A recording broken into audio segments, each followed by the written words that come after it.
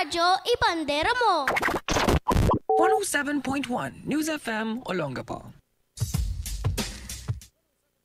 107.1 News FM Olongapo. Hey, welcome back people, welcome back. This is DJ Tommy G for the Bandera Night Jams and you're still jamming with me hanggang alas 9 tayo ng gabi. We have a couple good minutes left. Marami-rami pa naman. So, marami pa tayong pwedeng maging balitaan. Tsaka, pwede pa ako mag-play ng mga request nyo, ano? Ati Tess from Fukuyama, Japan. Lagi naka-tune in yan, ano? Fukuyama, Japan! Okay, shout out. Speaking of shout outs, si Rodel De Ramos. Hello to you, Rodel De Ramos. Ayan, sabi niya, Kabandera, pa-shout out po, idol. My Little Paeng. Ayan, I hope nakikinig si Little Paeng, ha? Narinig niya sana, ha? Para hindi sayang yung shoutout. Okay? So, who else do we gotta greet? Meron pa, may mga pagbati pa rito eh. Teka, hindi nga lang kami nang babati. Tinigil na namin yung pambabati. Nanggigreet lang kami. Tinigil namin yung pambabati. Mahirap na kung ano nangyayari. Who else? Let me check the names. Aside from Rodel De Ramos and the entire De Ramos family. Si Ate Giselle, sabi niya, ano yan, kape na lang natin yan. Okay. Siguro nakita mo ko sa kamerang inaantok kanina, no? Humihikab.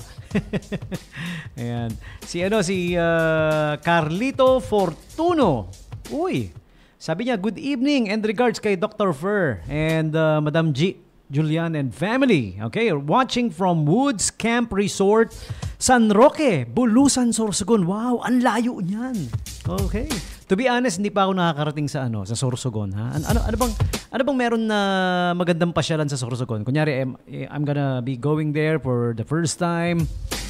Ano masasuggest niyo pupuntahan ko sa Sorsogon? Ano nga ba? At saka ano yung specialty nila? What are they known for? Halimbawa, yung Batangas, 'di ba? Kilala sa paggawa ng balisong. Palae. Tsaka bukod sa balisong, magaling din sila gumawa ng samurai, ha. May mga nakita rin akong samurai na made in Batangas. Maganda yung gawa, no. Okay, I guess with weapons nasanay na talaga sila, no, na hulma na. Pa-request ng Loving You by Rick Secreto. Ayan, Loving You. Ayan ba yung Loving You? Teka, hindi si Rick Secreto yun, iba yata yun. Okay, anyways. Si Ate Jinky Abalos Avilado. Good evening, DJ Tommy G and all Kabandera. God bless you all po. Yeah, you too. God bless you. And sabi ni Ate Antoinette Ekaas. I hope I got it right, no? Ano pong balita sa Subic Bay Children's Home? Uy, okay. Tama-tama. You're in luck. Dahil tinatanong mo yan, kasama yan sa sa breaking news natin kaninang umaga. Kanina. Pero, yeah, I'm still gonna read it for you guys, even though kaninang umaga siya breaking news, no? Kaninang umaga, dumating ang DSWD Region 3. Okay, kasama ang ilang kapulisan sa Subic Bay Children's Home. Ayan, yung tinatanong ni Ate Antoinette, no? Dumating ang DSWD Region 3 kasama yung mga kapulisan natin sa Subic Bay Children's Home Incorporated sa number 61 Hasmin Street, Purok 5, New Cabalan upang ipatupad ang cease and desist order laban kay Ms. Hannah Villamiel, OIC Director ng nasabing orphanage. Ang kautusan ito ay pirmado ni DSWD Secretary Rez Gatchalian. Dahil dito, kinailangan ilipat sa mga pasilidad ng DSWD ang 33 na batang kasalukuyang inaaruga sa children's home. Ang pinakabata ay 11 buwan, 11 months old. Habang ang pinakamatanda ay 17 taong gulang, 17 years old. Naging madamdamin ang paalam ng mga house parents, pastor at staff sa mga bata at marami ang nag-alala kung saan sila mapupunta. Okay? Pero ayon sa DSWD, ang mga bata ay ililipat sa kanilang mga government facilities upang matiyak ang kanilang kaligtasan at kapakanan habang isinasagawa ang masusing investigasyon ukol sa di umano'y pisikal na pang-aabuso sa ilang residente ng orphanage. Meaning yung mga nandoon talaga sa orphanage. Parang staff and crew, parang ganon, no? Okay? Patuloy ang DSWD sa pagsisiguro na protektado ang mga karapatan ng mga bata habang natutugunan ang kaso. Okay? Radyo Bandera, 107.1 FM, Olongapo. News Files. We have this report from Ate Weng. Ulat ni Ate Weng Quijada, our kabandera. Okay? So, ayan ha. Ate Antoinette Ikaas, since you asked. Ayan po. Alright? Isa sa mga breaking news natin kaninang umaga. Okay? And also, in addition, meron pang isa pang news kanina, no? Ninakaw ang kompresor at winasak ang aircon sa mausoleo ng yumaong kamag-anak ng pamilya Julian sa Olongapo Heritage Garden. Panawagan ng pamilya kung sino man ang may nalalaman o pinagbentahan ito, agad pong ipagbigay alam. Okay? May nakalaan pong gantimpala sa makakapagturo sa salarin, no? Okay? Para sa impormasyon, pwede nyo kaming kontakin dito sa Radyo Bandera. O kaya tawagan nyo rin to. Call or text 0908-316-4632 or 0920-9020-591. Okay? Yan. Yung compressor po ng aircon sa mausoleo ng Julian family sa Olongapo Heritage Garden. Pambihira naman, no? Pati yung lugar ng nananahimik, pag nanakawan pa. Ba naman? Magbanat kayo ng buto-oy. Alam ko mahirap ang buhay. Easier said than done. Mahirap talaga ang buhay. Isa ako sa nakakaranas ng hirap ng buhay. 'Di ba? So trust me when I say mahirap talaga, totoo.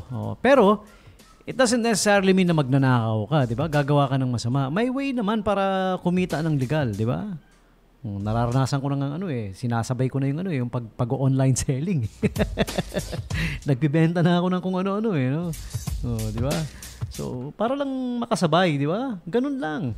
Huwag tayong gagawa ng illegal. Patas na laban dapat, no? Okay? Hindi lang yung ganyan ang hindi patas, pati yung sa trabaho rin. Meron ding hindi kahit hindi ka nagnanakaw, hindi ka yung iniisahan mo yung kasama mo, sinisiraan mo, magsusulsul ka dun sa nasa taas. Sasabihin mo na, ay, nako, si DJ Tommy G. Toxic kasama yan. Ang hirap naming kasama, nahihirapan kami. Tapos, ano pa yun? Madugas, mga ganun. Yung pala, all the while, kayo pala yung toxic, yung nagsusumbong pala ang toxic, tapos yung nagsusumbong din ng madugas.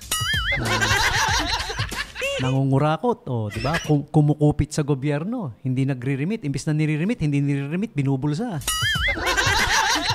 Diba? May mga nagkakotse pa dahil dun sa sa gamit na gamit sa sariling kapakinabangan. Yan, ganun din yan. Isa rin yung uri ng hindi paglaban ng patas. No? Tapos yung pinagsusumbungan naman, syunga. Maniniwala agad, di niya alam, manipulate lang siya. 'Di ba? Maraming ganyan no, yung mga pinagsusumbungan, yung mga authority. Sila pa naman yung otoridad, no? Sila dapat yung aasahan mo na magre-resolve, tutulong sa iyo sa hindi magandang nangyayari. Pero dahil mamanipulate sila, tsaka may mga taong magaling magsumbong no? Yung lalo na yung sinasamahan ng, uy, ang ganda-ganda niyo naman, ma'am. Sir, ang gwapo mo Diba? Parang para kang pag pinagsama yung dalawa, si malakas at si mabait. Mabait. May mga ganun madaling ma-manipulate na nasa position pa naman. Sayang sayang yung position, sayang yung sinisweldo ng pinapasweldo ng gobyerno na ang laki-laki ng monthly pay sa iyo, tapos ganun ka sa katungkulan mo. Ay nako, sayang na sayang. Mas maraming deserving. Di ba? Sayang na sayang. Di ba? Kaya tigilan natin yan, yung panglalamang sa kapwa, no? Okay, lumaban tayo ng patas. Ang daming lumalaban ng patas kahit nahihirapan, di ba? Mahirap talaga, hindi madali. Totoo yan, di ba? Pero lumaban tayo ng patas. Huwag tayong maduga. And yung mga dinuduga-duga naman, kung gusto niyo ng tulong, you guys can come to us. We are the VACC, Volunteers Against Crime and Corruption. Kung medyo naduduga na kayo sa laban sa buhay, lalo na yung mga biktima ng injustice.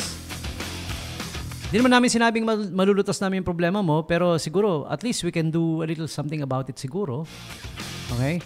This Saturday, makinig po kayo sa program namin ulit, ha? Meron kaming, every Saturday, 9 a.m., meron kaming The VACC Hour Real Talk with yours truly, DJ Tommy G and Kapernan Julian Makabayan. Ayan, aming hihimayin, aming pag-uusapan, aming iisa-isahin, aming chachap-chapin. chachap-chapin talaga, no? Ang mga issue ng bayan, yung mga pinag-uusapan na latest, di ba? Isang makabuluhang talakayan na naman. This coming, every Saturday po yan actually. So meron tayo ulit malapit na this Saturday 9 a.m.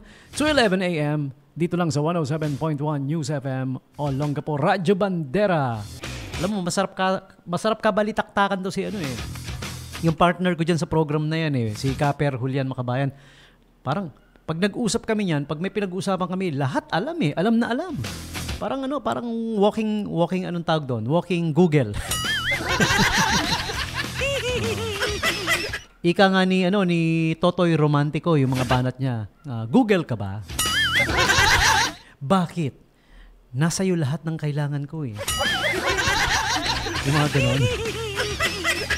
O minsan misis naman yan, misis. Parang misis din yung ganon na yung ganong banat mo. Sasabihin mo kay Mahal, Mahal, Google ka ba? Bakit? Kasi alam mo lahat Di ako makalusot Nung minsan tinanong ko si Mahal sabi ko, Mahal, basketball ring ka ba?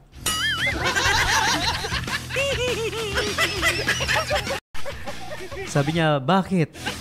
Gusto ko sanang mag-shoot ng basketball. Kasi mahilig ako maglaro ng basketball. Tsaka naalala ko kanina, nadaanan ko sila Giselle nagba-basketball sa baba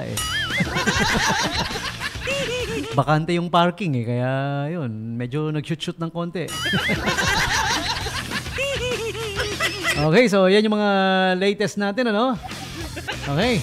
Time now for some of the latest offers coming from our friends at SM City Olongapo Central and SM City Olongapo Downtown. Our Home invites you to the 3-day sale at SM City Olongapo Central, August 29, 30, and 31. Okay. Shop and enjoy up to 40% off plus 10% off when you use your Smack and Smack Prestige or BDO rewards card on all regular price and sale items. Third level, SM City Olongapo Central. Okay, Our Home. And next up we have BYD Subic. Harmony Auto is going to be at SM Central, August 29 to 31. Come and visit. Electrifying rides at the heart of the city. BYD Shark. Go and check it out, the BYD Shark. It will be on display at SM City Olongapo Central. Kasabay din ang 3-day sale, August 29 to 31. And check out the Subaru Crosstrek GT Edition. Okay? Also at SM Central, it will be there from August 27 to September 2, 2025. And you can save up to 280,000 pesos when you buy one, I guess. Okay? Plus free GT kits.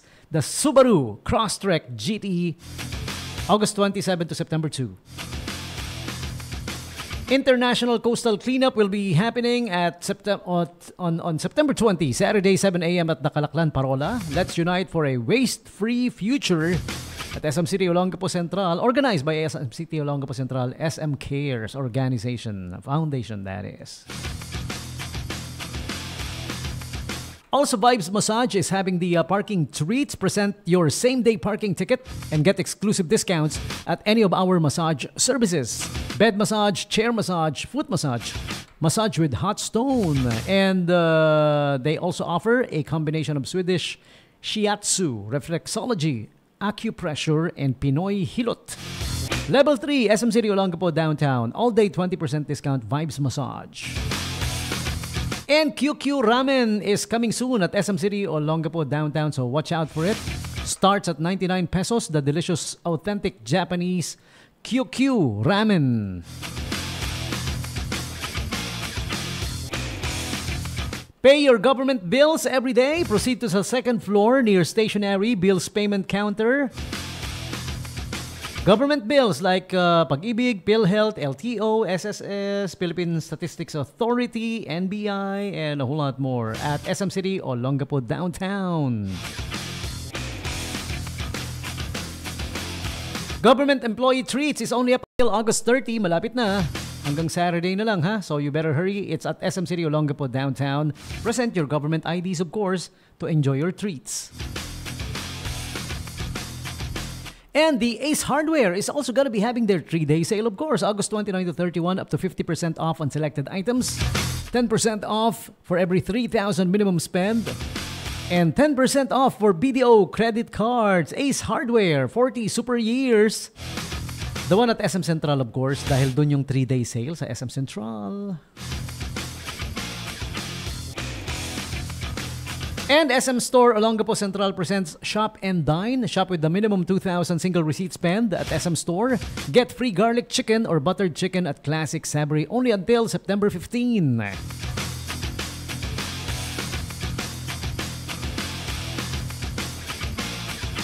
And once again, the 3-day sale will be happening August 29, 30, and 31, Friday to Sunday, 10 a.m. to 9 p.m. at SM City Olongapo Central. Not Central. Central, huh? Central, pare! Up to 70% off on great finds. Shop and get a chance to win a Suzuki Jimny 5-door GLMT. 1,000 peso purchase equals 1 e-raffle entry.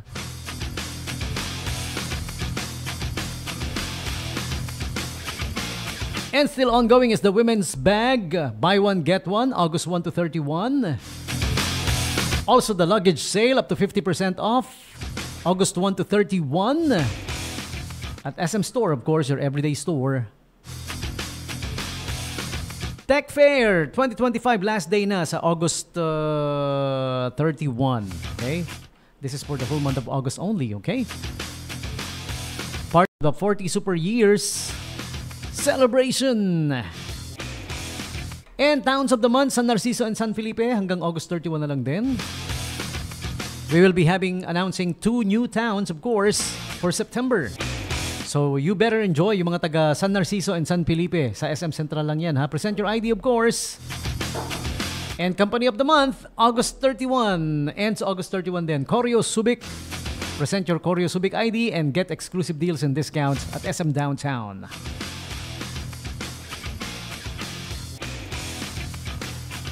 Alright, that's about it. Check the official Facebook page of SM City Olongapo Central and SM City Olongapo Downtown for more info. Okay? So we will now take the quick bottom of the hour break. Please stick around. We will be back with more. Balita at musika pinag-isa. This is 107.1 Radio Bandera Olongapo. Broadcasting live from Olongapo City. 107.1 Radio Bandera. Sa balita, ihahatid ang